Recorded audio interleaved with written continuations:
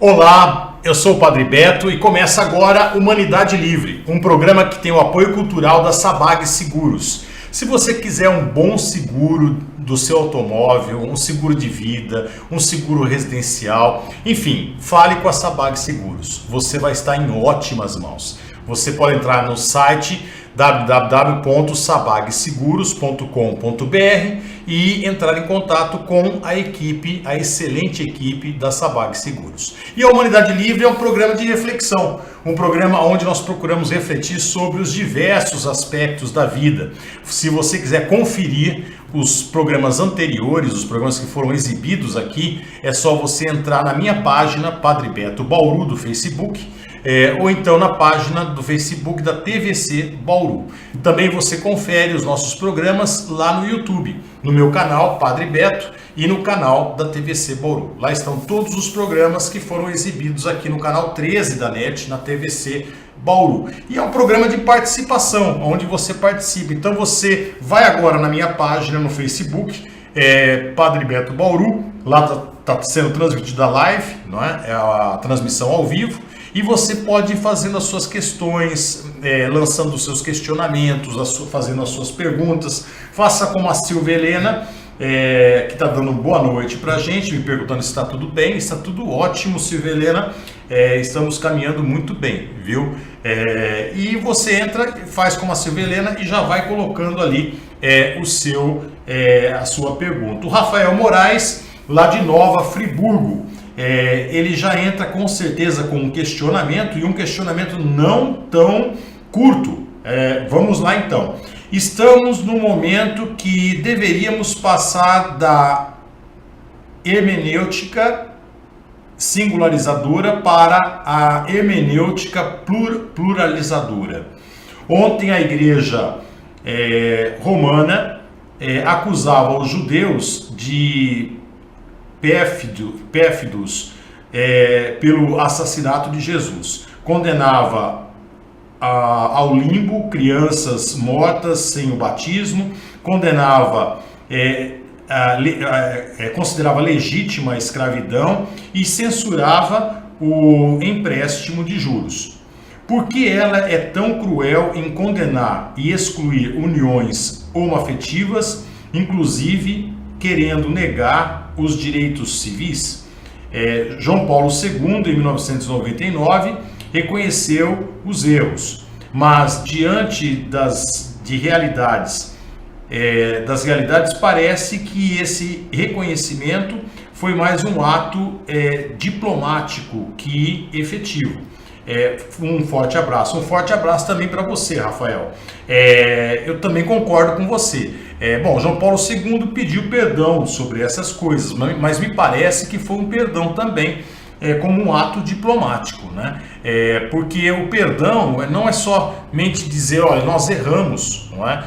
Mas é também olhar para o futuro e procurar ser uma instituição nova, não é? Então, se cometeu injustiças no passado, não voltar a cometer novas injustiças.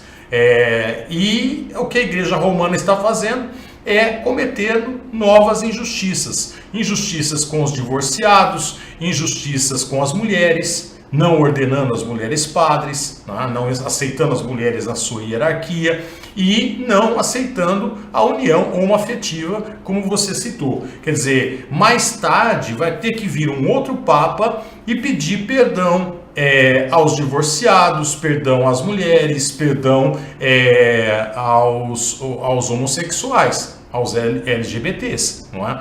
É o que a igreja vai acabar fazendo. Quer dizer, você citou certas injustiças diante das quais João Paulo II pediu o perdão, mas ele não renovou essa igreja, e nenhum outro Papa está renovando, Francisco também não, para que não cometa mais injustiças com outras pessoas humanas, não é? O que vai acontecer? Vai acontecer que a Igreja Romana novamente vai pedir perdão mais tarde de seus atos injustos e excludentes de pessoas humanas, não é? Perdão aos divorciados, como eu citei, perdão às mulheres, perdão aos LGBTs. E além do mais, quer dizer, não é só a questão de não aceitar a nova união do divorciado não é só questão de colocar a mulher no mesmo patamar que o homem na hierarquia católica romana, e não é só questão de você ver a diversidade sexual do ser humano. A questão de que tudo isso gera preconceitos na sociedade. A partir do momento que uma instituição tão forte como é a Igreja Católica Apostólica Romana, se ela não aceita o divorciado, socialmente ela cria uma mentalidade de preconceito ao divorciado. Não é? Se ela rebaixa a mulher com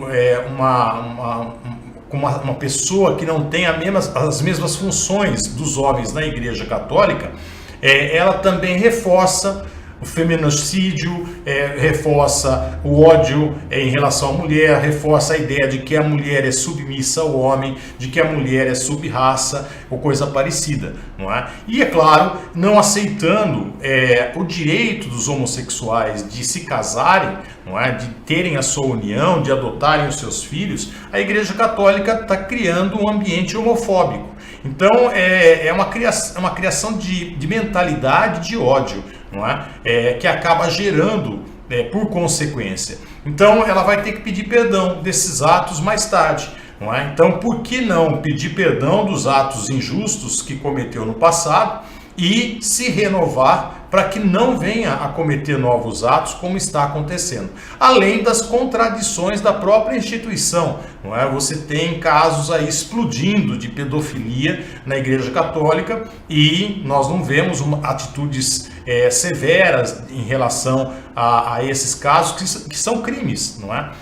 Como também nós vemos a presença muito grande de homossexuais dentro da hierarquia católica e uma instituição que não reconhece os homossexuais, não é? Não deixam os homossexuais viverem a sua vida tranquilamente e não reconhece o casamento, a união homossexual. Então é uma contradição muito grande, não é? Concordo plenamente com você. Um grande abraço, meu irmão Rafael. Mazuco Moraes, boa noite, seja muito bem-vindo. Francisco Maxson, um grande abraço. Padre Beto, creio que estou com início de depressão. Me explica sobre a depressão. Olha, se for depressão mesmo, a gente tem que diferenciar depressão de uma tristeza profunda, tá? Eu posso passar por um momento de tristeza na minha vida. Isso não quer dizer depressão, tá? A depressão ela tem vários tipos de depressão. E aí eu recomendo você procurar um psicólogo ou um psiquiatra, tá? Primeiro um psicólogo talvez que vai indicar para você um psiquiatra.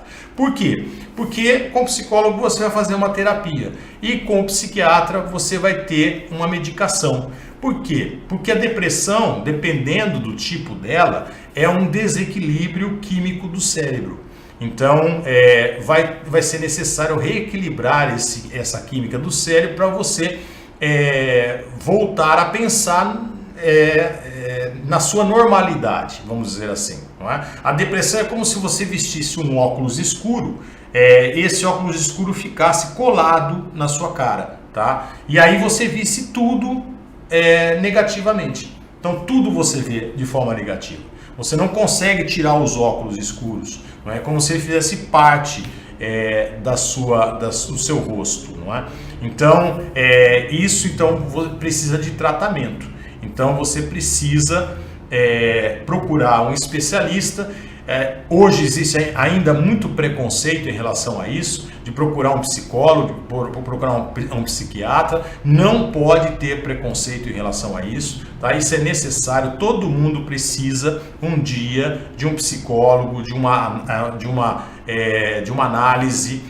Todo mundo precisa talvez passar por um psiquiatra para ver se está tudo certo. Esse psiquiatra também vai pedir vários exames, não é? Para ele ver como está o seu organismo, como está funcionando o seu corpo.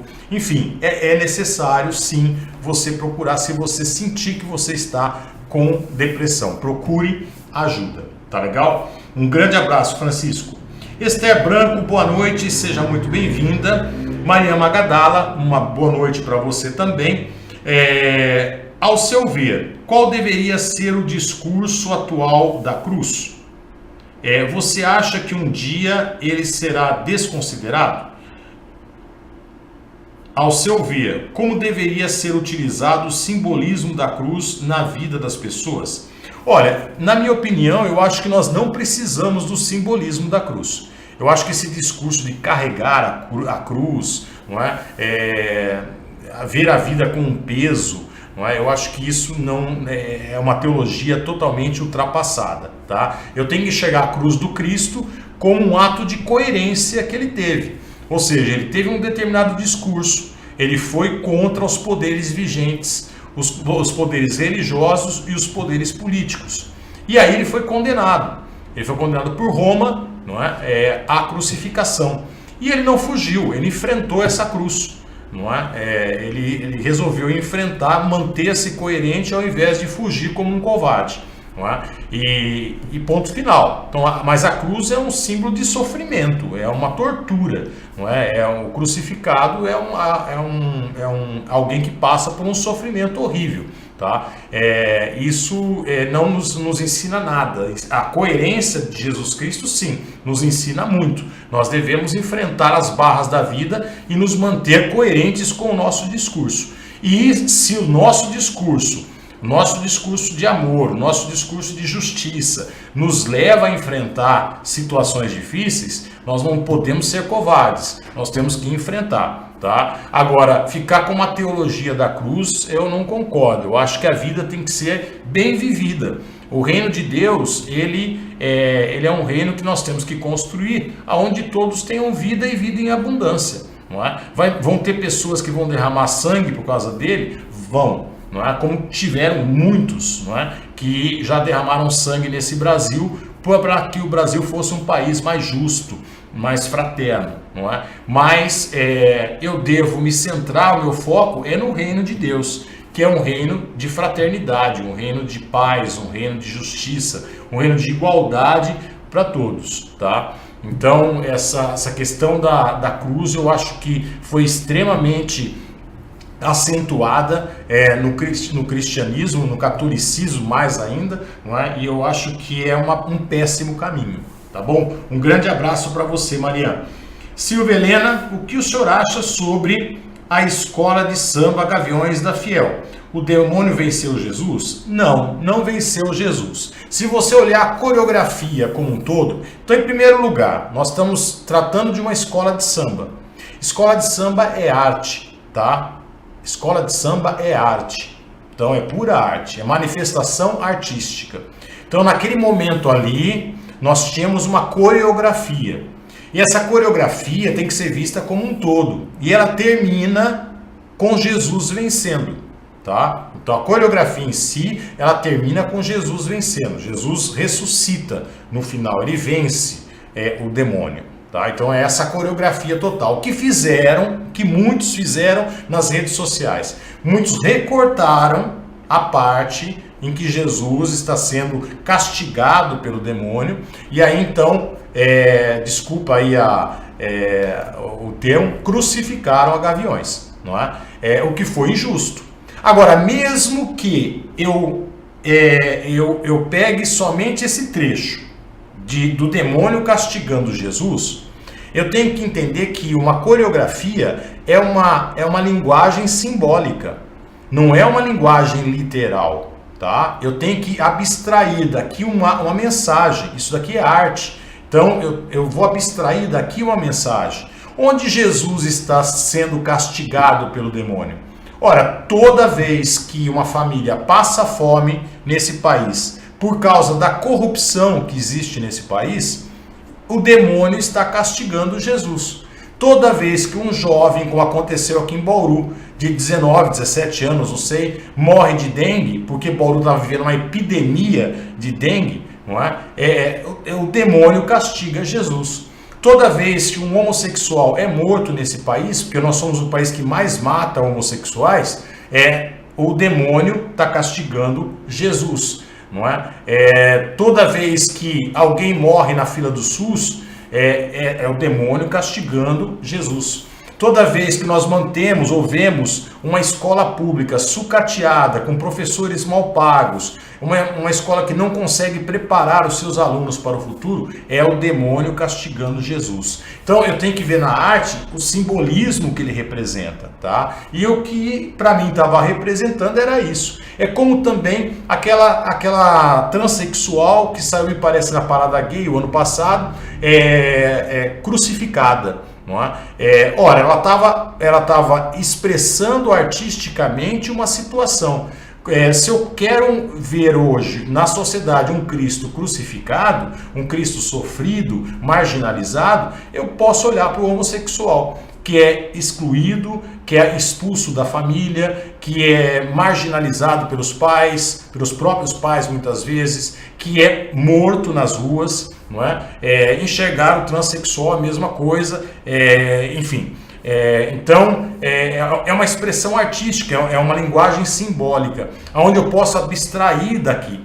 É interessante que o nível cultural caiu tanto nessas décadas, que se acontecesse isso na década de 80, as pessoas saberiam abstrair. Eu me lembro muito bem que eu era padre na Igreja Católica, e num ano eu era padre aqui na Igreja Santa Terezinha, e naquele ano a campanha da fraternidade era sobre a questão indígena. E a Santa Terezinha tinha a tradição, não sei se tem mais, de fazer a encenação da paixão e morte de Jesus. E como a campanha da fraternidade era sobre a questão indígena, eu propus, gente, por que nós não colocamos, ao invés de Jesus Cristo, não é clássico lá e tal, o judeu, por que nós não colocamos o índio, não é, como Jesus Cristo? E colocamos, os jovens aceitaram, entenderam a ideia, e o índio foi crucificado naquela encenação, não é? E todo mundo entendeu. Aquilo ali era uma abstração, era uma arte, não é? Todo mundo entendeu que o Cristo crucificado ali, naquele momento, estava sendo o índio, que não estava sendo respeitado na sua cultura e na sua etnia. Tá? Então é por aí que eu vejo, viu, Silvia? Um grande abraço para você. João Francisco Correia, adoraria que você, padre, conhecesse o programa de Alcoólicos Anônimos. Tá legal, eu já ouço falar bastante, não é? Mas vou me interessar em conhecer sim. Tá? E quem sabe eles podem até funcionar lá na Humanidade Livre, não é? Seria muito interessante. José Oliveira, qual o seu pensamento do Jair Bolsonaro ter o vídeo no Twitter que está sendo comentado nos outros países? Acho que foi uma péssima atitude de um presidente. Não é atitude de um presidente, né? Em primeiro lugar, aquela cena da chuva dourada, né? Ela não representa o carnaval brasileiro. Tá? Não representa o carnaval brasileiro, em primeiro lugar. Tá? Então, o que o presidente fez? Vendeu uma imagem do carnaval brasileiro que não corresponde à realidade. E vendeu essa imagem para o mundo. Não é? Esse que é pior. Vendeu essa imagem para o mundo. Bom, em segundo lugar, o presidente tem seguidores no seu Twitter, que não só são pessoas do mundo inteiro, mas são adolescentes, são crianças, são enfim, jovens. O que ele fez? Foi promover esse ato de fetiche, né? Que eu não concordo que seja feito em praça pública, não. Eu acho que quem gosta, faça entre quatro paredes, mas o que o presidente fez foi divulgar isso, não é? E qual o sentido de divulgar isso, não é? É absurdo.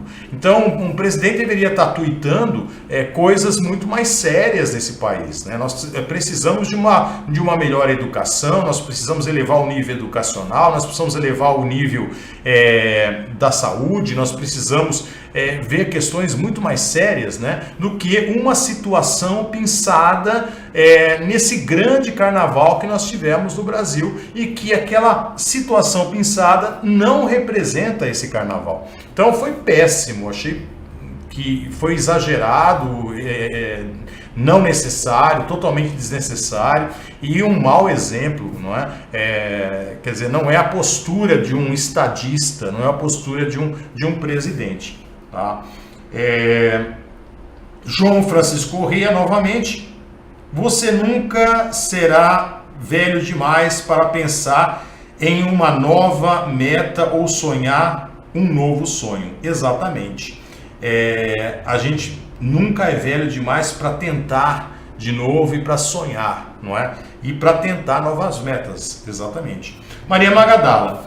Padre, o fascismo foi uma reação do capitalismo diante do perigo e iminência do comunismo. A ditadura de Getúlio, por exemplo, que disseram que flertou com o fascismo, trouxe diversos avanços sociais, como a CLT. Calma lá. Realmente, o fascismo foi uma reação do capitalismo para diante do iminente perigo do comunismo, não é? Agora, Vargas era um fascista brasileiro, tá? Isso já diz bastante coisa, infelizmente, não é? Infelizmente, falta para nós brasileiros a coerência, né? O que eu sou realmente, né? E ser coerente com aquilo que eu sou.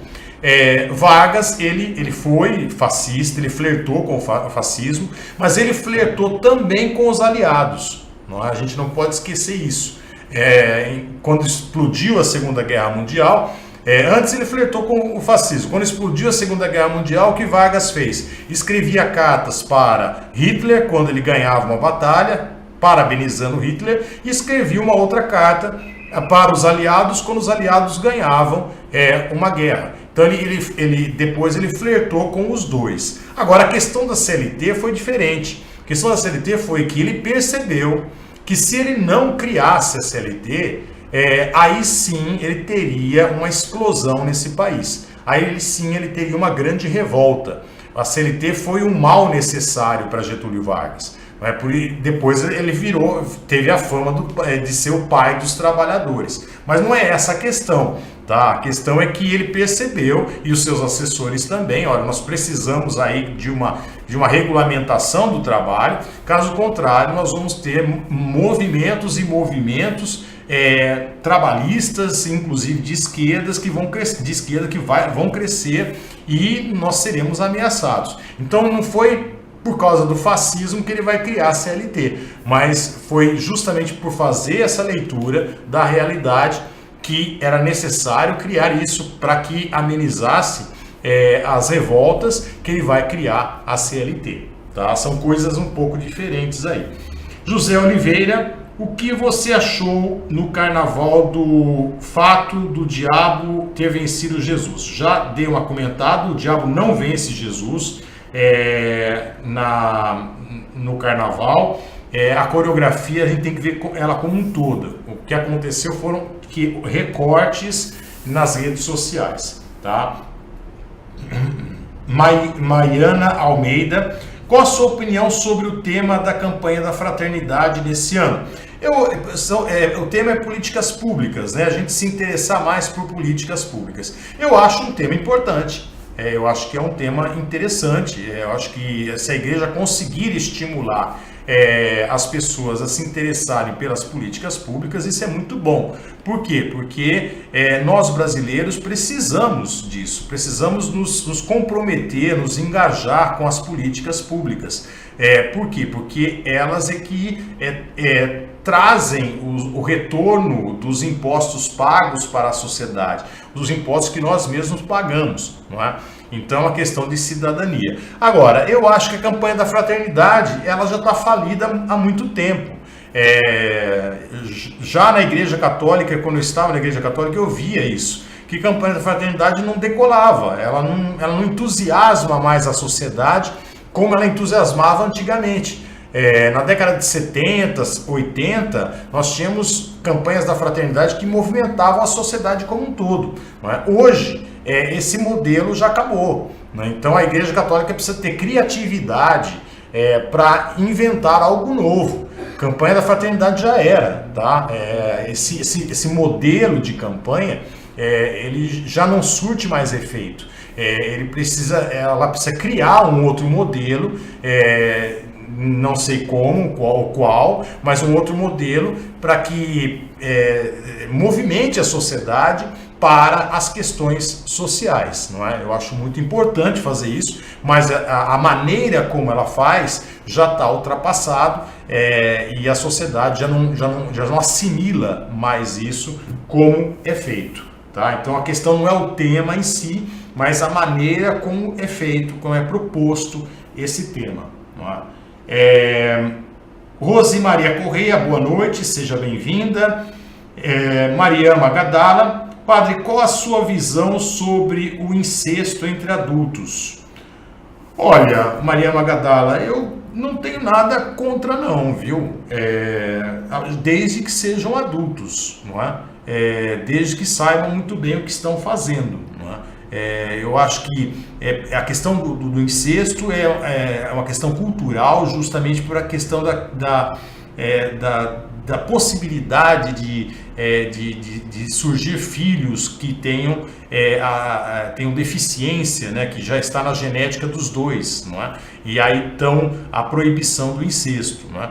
Mas esse é um dos motivos culturais. Mas desde que sejam adultos, eu não tenho nada contra, não. Eu acho que a humanidade ela é livre, não é? Desde que não faça mal ao ser humano. Maiana Almeida, sempre bom ouvi-lo. Serenidade e inteligência. Muito obrigado. Parabéns sempre pela contundência nas opiniões. Muito obrigado, Maiana. Rui Miranda Cerqueira, boa noite. Hoje a cruz é de pelúcia, climatizada, Wi-Fi, com massageador eletrônico, onde os pastores milionários se deleitam nela e prega de calvário para as ovelhinhas. Eu também acho, viu, Rui? Hoje as igrejas elas são muito mais lugares confortáveis, com ar condicionado, e não só as igrejas, mas casas de líderes religiosos, né, que vivem do dízimo dos seus fiéis, não é? Infelizmente. Quando eu falo que a teologia da cruz está ultrapassada, eu não estou pregando o luxo para alguns e a miséria para muitos, tá? Eu estou dizendo que todos devem ter a riqueza, todos devem viver na riqueza, todos devem viver no bem-estar, tá? Isso é reino de Deus. Vera Fernandes, lá de Vicentina, um grande beijo, Vera. Marcilene Gonçalves, boa noite, seja bem-vinda. E agora nós entramos, acho que na última, porque nós estamos terminando o nosso programa. Eli Anderson da Silva, boa noite. Passados 3 meses do governo atual, dá para ter uma perspectiva de algo novo ou é a velha política de sempre? Olha, eu acho que o que dá para perceber é que esse governo não é um governo do Bolsonaro, é um governo do Mourão, é um governo dos militares, tá? É o que dá para perceber. O que eu percebo aí é um presidente que toda vez que ele, várias vezes já, ele pisou no tomate. Hoje mesmo ele deu uma declaração muito equivocada, não é? E lá vem o Mourão tentar consertar, não é? O Mourão tem uma ponderação muito grande. Você percebe que o cabeça ali mesmo é o vice-presidente do que o presidente. O presidente está parecendo mais um adolescente, não é? Que cria mais perigos do que realmente atitudes que venham a transformar alguma coisa, não é? Se é a velha política, eu não sei, não é? Mas a família do presidente é da velha política, o presidente também é da velha política, não é? Até agora não mostrou ser uma nova política, tá? O que eu estou vendo aí é um presidente fraco em termos de personalidade. Ele não conseguiu segurar os 2 filhos dele, não é? dá declarações polêmicas, põe um vídeo pornográfico no seu Twitter, enfim, tudo isso, e o Mourão tentando segurar a barra dele. Não é? Se ele não tomar cuidado, ele acaba caindo e o Mourão assume o poder. Não é? Mas eu acho que o poder está nas mãos dos militares que o Bolsonaro diz que ele nomeou para os seus ministérios. Não é? Por fim, Marcos Vinícius Santos, boa noite. Qual a sua visão sobre o aborto? Bom, qual a minha visão sobre o aborto? É possível fazer aborto? É possível fazer o aborto. Até o funcionamento do córtex cerebral. Tá? Antes do funcionamento do córtex cerebral, o que eu tenho? Eu tenho um processo biológico em andamento. Então, a pessoa humana não começa na concepção. A pessoa humana começa com o funcionamento do córtex cerebral. Quando que a pessoa humana deixa essa existência? A pessoa humana deixa essa existência quando há parada cerebral. Não é a parada cardíaca, é a parada cerebral, não é? Que dá o óbito, que dá a morte da pessoa. Não é? Então, o início da pessoa é com o funcionamento do córtex cerebral. Então, até o funcionamento do córtex cerebral, pílula do dia seguinte, o contraceptivo abortivo é permitido, o aborto é permitido, na minha opinião, na minha visão, né? Poderia ser permitido, poderia se fazer tranquilamente, porque é a interrupção de um processo biológico em andamento. Tá? A partir do momento que há o funcionamento do córtex cerebral, aí nós temos um ser que sente, um ser que já está sentindo o seu ambiente e já está começando a formar a sua personalidade. Aí então eu acho que não é mais possível fazer o aborto. Tá legal? Essa é a minha humilde opinião. Você pode aceitar ou não. Gente, nós temos que terminar esse programa, estamos no finalzinho dele. Agradeço demais a participação de vocês e espero todos vocês novamente na próxima quinta-feira, às 22 horas. Fiquem com Deus e até o próximo Humanidade Livre.